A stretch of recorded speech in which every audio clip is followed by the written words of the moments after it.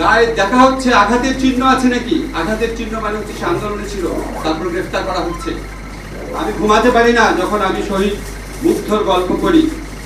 যেই ছেলেটা আন্দোলনে গিয়েছিল বিস্কিট আর পানি দেওয়ার জন্য, সবাইকে বলছিল পানি লাগবে কিনা, এরকম একটা ছেলেকে মাথায় গুলি করে হত্যা করা হয়েছে।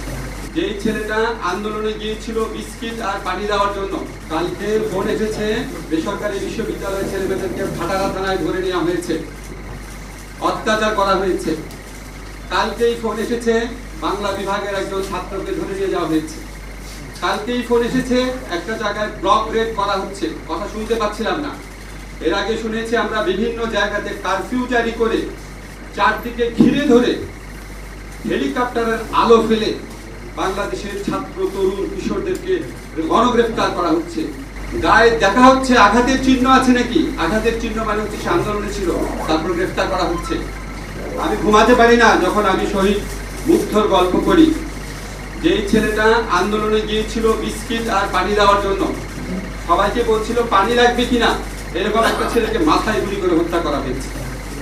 আমি ঘুমাতে পারি না যখন দেখি একটা ছেলে সে টিয়ার গ্যাস ঢুকছে বাসার মধ্যে, সেটা বন্ধ করতে গেছে 11 বছরের ছেলে, তাকে মাথায় গুলি করে হত্যা করা হয়েছে। 6 বছরের একটা মেয়ে রিয়া মারা গেছে।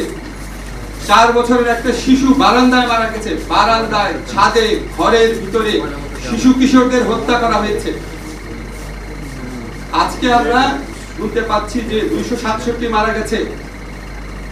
একটা বর্ণ আপনাদের বাড়িয়ে বলছি না।